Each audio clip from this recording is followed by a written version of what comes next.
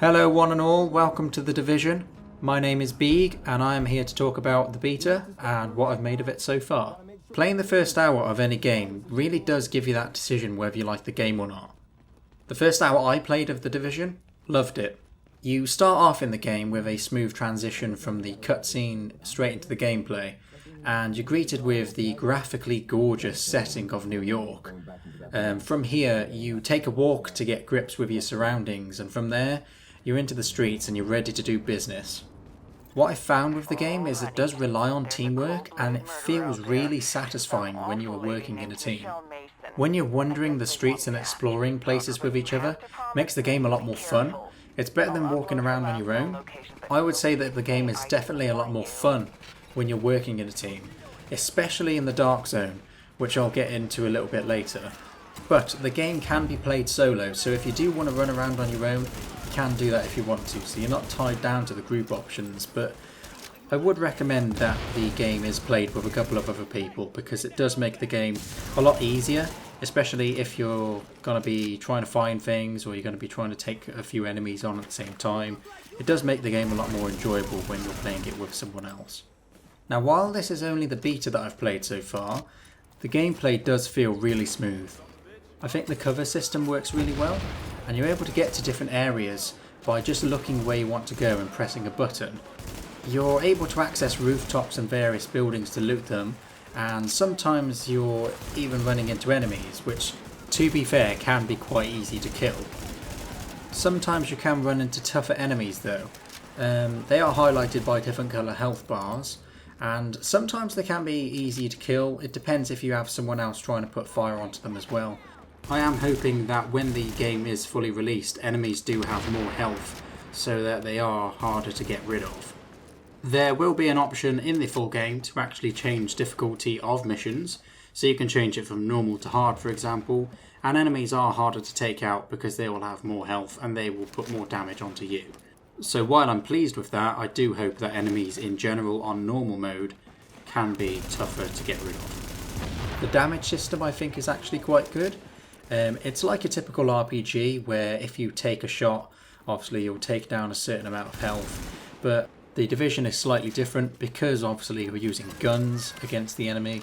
If you get headshots, you'll do more damage. If you take them in the body or the limbs, you'll do less damage. If you have a high-powered rifle, such as the sniper rifle that I used, for example, I was getting headshots on them and they were just dying straight away, so headshots are the way to go. As this game is primarily classed as an RPG, you'll be pleased to know that there is a healthy amount of customization for your character. You can customize your guns, your armor, your appearance, and for each item that you get to equip, you get to see increases or deductions in your attributes as well. And this is where I think that they've actually got the balance just right in the game. When you equip an item, you might get a health increase, but you might also take a deduction to your skill power or your primary DPS. It doesn't seem like that any one item is a must-have, which I really like about the game. Arguably, one of the most important aspects of the game is the weapons at your disposal. It must be said that the gunplay is fantastic.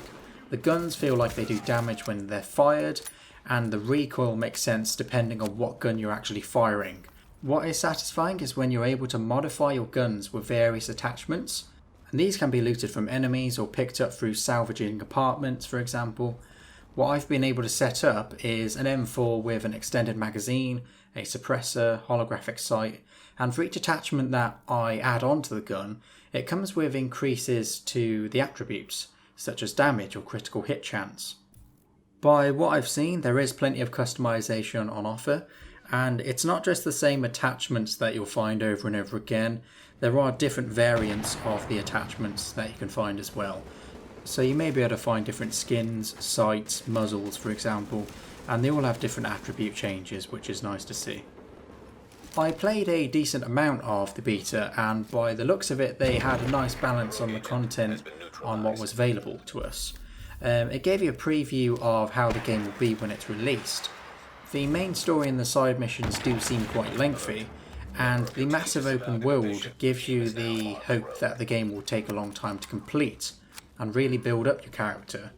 While there are main story and side mission elements to the game, The Dark Zone is the area where people are going to love it most. First of all, I'd recommend taking on the side missions, the main story, and any other tasks that you can get yourself onto before you go into the Dark Zone. Now, the Dark Zone is the PvP element of the game, and before you go in there, you'll want to get yourself better gear and weapons to actually cause players some damage. When you actually get into the Dark Zone, you'll earn DZXP, which is the Dark Zone experience that you'll earn by killing rogue players or extracting loot, for example. The Dark Zone produces better loot which can be taken away for your squad, but there's always other players that can either work with you or ruin everything that you've done. Speaking for the PC version of the beta, the game runs very smoothly on an overclocked 980 Ti and a 6700K. With all the graphics on Ultra at 1080p, the game manages to run from around 65 to 90 FPS, which I think is actually very good. I can't really speak for the console versions, but what I have seen is that the game does run smoothly on the consoles. All in all though, I do think that the beta was fantastic, and I do deem it a success. I would recommend buying The Division if you are looking for something new and out of the box, and I can see this game getting a decent fan base. I am hugely looking forward to the release of this game. It comes out in March, so there's not long left to wait, and I do think the full game will have plenty of content to keep people busy. Guys and girls, I want to thank you for watching this video. If you did like this video, please leave a thumbs up. If you didn't, leave it a thumbs down. And feel free to subscribe if you want to see more content. My name's Beeg and I will see you in the next one.